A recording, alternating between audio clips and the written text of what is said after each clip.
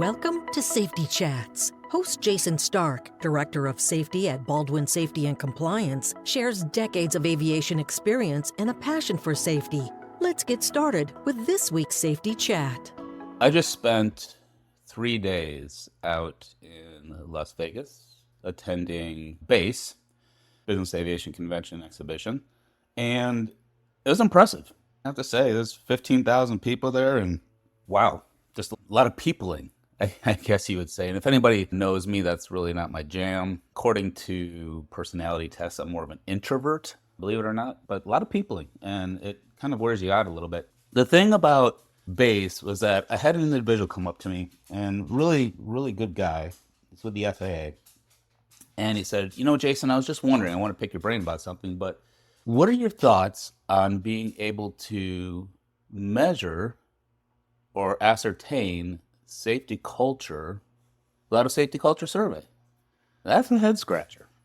But hey, everybody, welcome to Baldwin Safety Chat podcast. I'm your host, Jason Starke, and really super happy to be here. We talk about anything safety, safety management, organizational excellence, organizational resilience, you name it, anything that can help us do our jobs just a little bit better, get an edge up on our knowledge, then we'll talk about it here. And a lot of the stuff I like to put out here to just kind of spark thought, spark some ingenuity.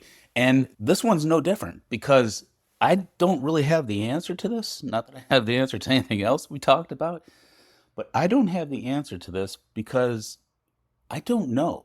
Can we measure safety culture without a safety culture survey? I put some thought into it, had the whole flight home, and I banged out some thoughts actually on my phone. I used Apple Notes and got to work and banged out some notes. And so after thinking about this, I think you can. I think you can. I've been in a lot of organizations. I've observed a lot of audits when I was with ISBAO, and I went to a lot of organizations when I was with ISBAO and even here at Baldwin. And there seemed to be some markers that can be observed by a third-party observer that are correlated to a stronger culture. Now, how would I know they have a stronger culture? Well, because talking to them, looking at their safety performance, and so on and so forth. But that's part of one of the markers. But anyway, let me step back here for a second. So I want to talk about that safety culture surveys are extremely important to do in the organization. It's kind of strange because there is a safety culture survey instrument out there. I think it's Transport Canada has it. I think it comes from James Reason, but it's a single point of view survey that kind of gets one person's perception of the safety culture and spits out an answer. This is what your safety culture is, which is never a good idea to get a single point of view because safety culture deals a lot with perception, right? People's perception. So in the safety culture surveys, which are so important, we give a statement saying that I witnessed this, or I feel this, or I think this. And based on a person's perception of how they interpret that in the organization will result in how they score that particular item. But I think the thing that getting back to that's so important is that it's a perception. And so we have to take that in consideration. That's why it's good to get a wide sampling of the organization because you'll see that as wide as the organization is going to be how wide your data spectrum is. So it is important, but the survey is a great instrument, and especially if you couple it with qualitative feedback where people are able to give free responses, then it becomes a very powerful survey to measure how people perceive any of the shared signs and rituals around safety, which is basically what safety culture is. So now we go back to the question, well, I'm going to be an observer. And this was a position that this individual was taking it from the FAA position, especially with the Part 5 mandate. During the normal inspection cycle, they need to go in and they need to ascertain whether or not the organization complies. And there's going to be some outputs that they need to see as well so that it's not just a bookshelf program. But one of the things, too, is they also want to know, is there anything I can look at, anything I can see, anything I can do to also determine if this organization has the culture to support the safety management system? And that would be a positive safety culture that is supporting the safety management system. And by the way, this is also important towards insurance brokers. And when insurance brokers, when they walk into the organization, they can look at all the paperwork and say, yeah, you got a safety management system. Yep, you haven't had an accident, whatever they look at. But Working with the AIA, Aviation Insurance Association, one of the things they want to be able to do is go into an organization and ascertain the culture, because the culture speaks a lot. A safety management system is important, but a safety management system needs a positive culture in order to thrive. In fact, when I give the presentations, the one equation that I put up on the screen is safety culture times the safety management system equals safety performance. And so you really need both. I mean, you can have a really strong safety culture, again, really good shared values, but if you don't have a method in order to get that data in, if you don't have a method of proactively identifying hazards, then the efforts become inefficient and your safety performance may suffer. On the other end, obviously, what we just talked about, you may have a wonderful safety management system in place, maybe have the latest software, have all these fancy programs around it. You have FOQA, have ASAP, all the good stuff, all the acronym, the alphabet soup around it. But if you don't have a culture to support it, if you don't have those shared values of safety, especially coming from leadership, then it's going to fail. More than likely, it's going to fail, and I've seen that. Going back to the survey is an important instrument in measuring the safety culture. Now we get back to that question again. What are some alternative indicators of safety culture? I know a lot of you can tell me right now that when you walk into an organization and spend 10 minutes there, you can get a good idea of the organization's safety culture. I really believe that. I hear it a lot from other safety managers. Yeah, I can just walk into this organization, I can ascertain their safety culture. But the question is, okay, well, what is it that we're looking at? What are the things that we pick out that we can say, yeah, this is a strong safety culture? So what are these concrete observable markers? And so that's what we want to do. We want to find some things that are unbiased, because some things we could have bias. You know, if they say, oh, they have this software tool, so they have to have a great safety culture. Well, no, that's a little bit of bias, because their safety management system isn't about the software tool. It's not about the fact that maybe your safety manager has a PhD. That's bias. So we want some things that are unbiased, indisputable markers that may help, like a FAA inspector, or even if you're an ISBAO BASC auditor, or help the insurance agency go in and say, yeah, this is a strength, this is an organization with a good culture. So let's start with the first one, leadership.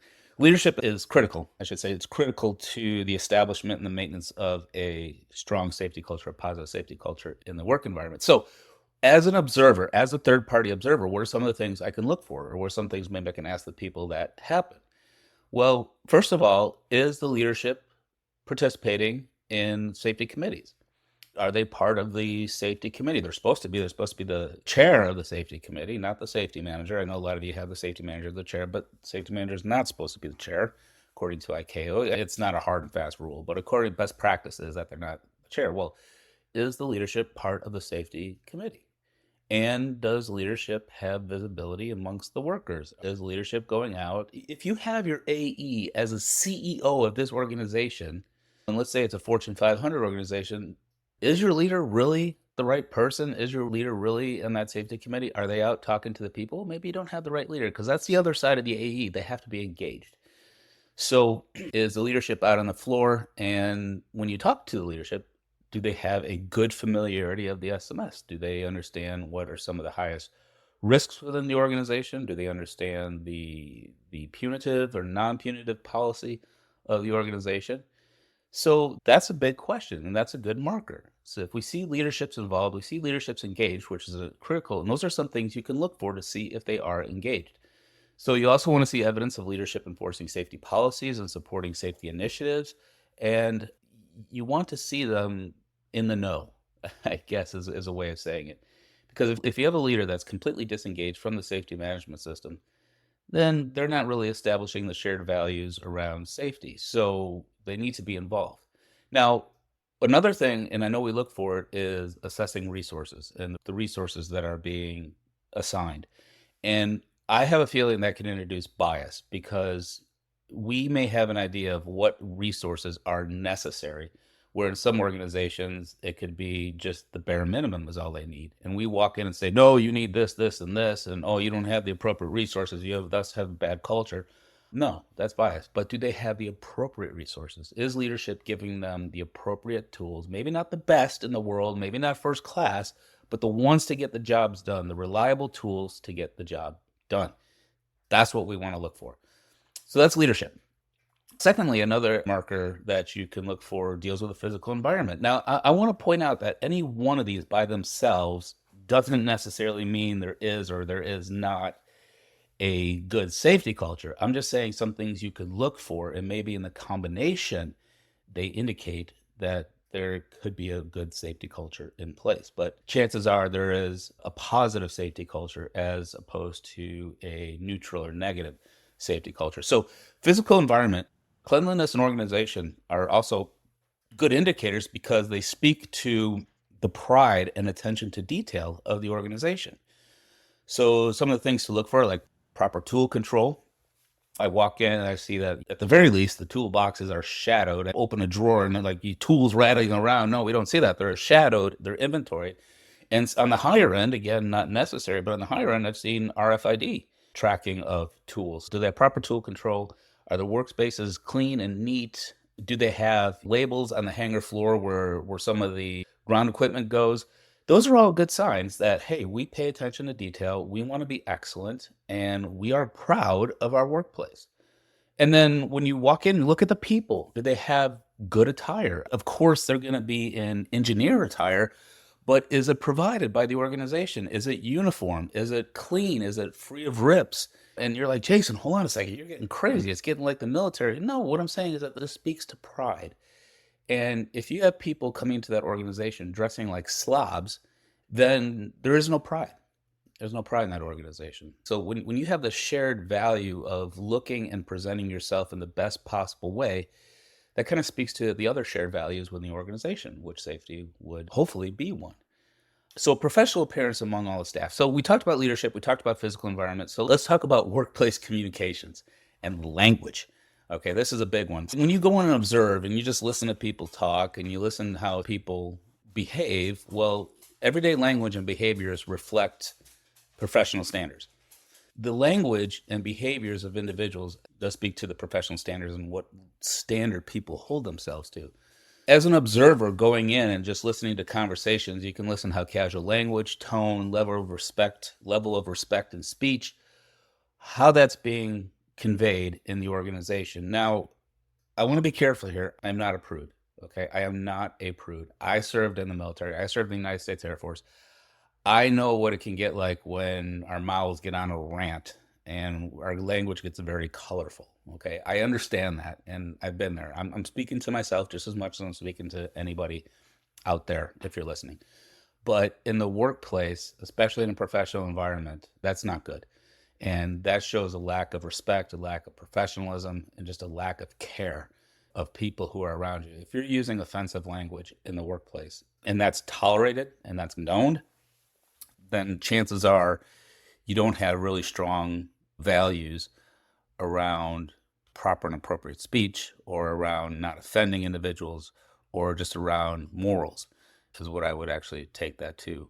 So one thing, even looking at your own organization, how are people conveying themselves in speech and actions? If it's lewd and it's rude, that speaks a lot about the environment in which they work in. Leadership, as far as being engaged, physical environment, neat and tidy, clean, shows pride and attention to detail. Workplace communication should be professional. Behavior should be professional.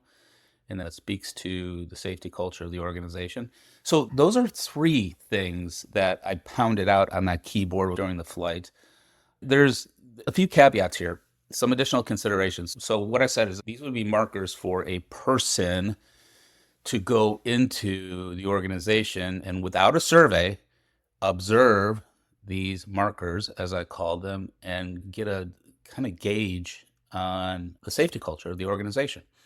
It's difficult as an observation to maintain objectivity without having this structured feedback in a survey. So it's really difficult to be objective. First, we have to realize that we have bias. Everybody has bias. And we have to recognize that first, and then second, try to put it aside and see things just for how they are. Like I said, bias may creep into some of these markers. So for example, we talked about the resources one. Well, you could have somebody walk in that spent the whole career in their military. They like to see a straight gig line.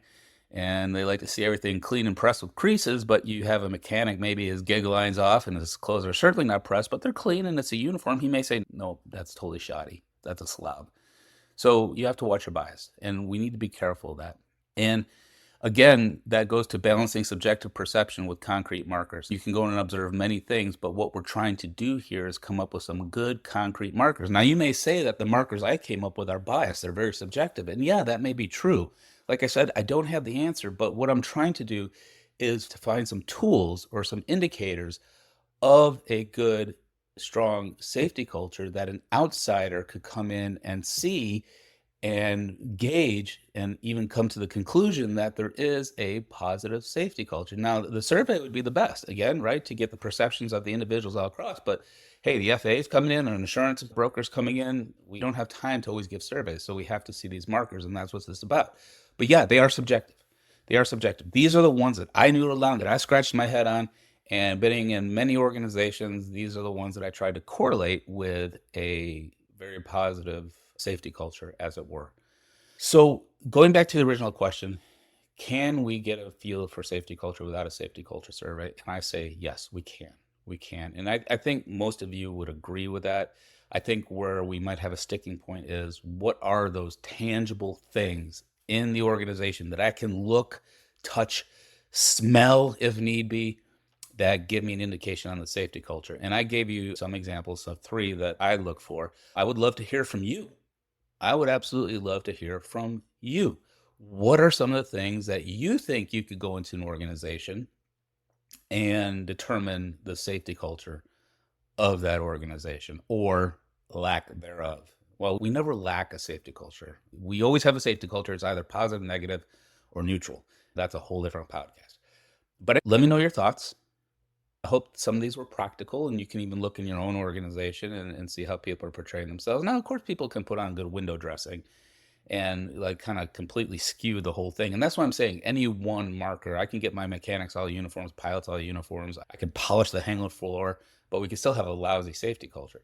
So these aren't the end all be all, but it's a combination of them. But what are some other ones? What are some other ones? I gave you a few: leadership, environment, and then personal conduct. But please give me some more. I would love to hear from you. Thank you so much for listening. I can't thank you enough for enduring these. I hope it's helpful. That's what we're here. We're here to serve you. And that's what we want to do, whether it's any one of our solutions or offerings or this podcast or the blogs. We want to serve you. And we would love to hear what else we could do in this podcast to help serve you, to help us be just a little bit better. Not saying we're already great, we're already awesome, but how can we be a little bit more awesomer, if that's a word? How can you get a little bit more edge? Let me hear from you. And I want to thank everybody for what you do, for keeping the workplaces safe. I know a lot of times this is a thankless job, but we have to do it. We have to toe that line. We have to keep people safe, make sure everybody goes home at night. So thank you for what you do. I love you guys. Talk to you into the next podcast. Until then, stay safe. This podcast is brought to you by Baldwin Safety and Compliance, the leader in safety management for the transportation industry. Since 2004, Baldwin has been providing state-of-the-art solutions and 24/7 support to the aviation and transportation industries. Baldwin's clients include all sizes and types of transportation operators. Baldwin provides safety and related business services to commercial and non-commercial transportation operators, medical transporters, FBOs, MROs, airports, flight schools, UAS operators, firefighters, OEMs, ground transport operators, and others. Visit BaldwinSMS.com to discover how Baldwin can enhance your organization's safety program.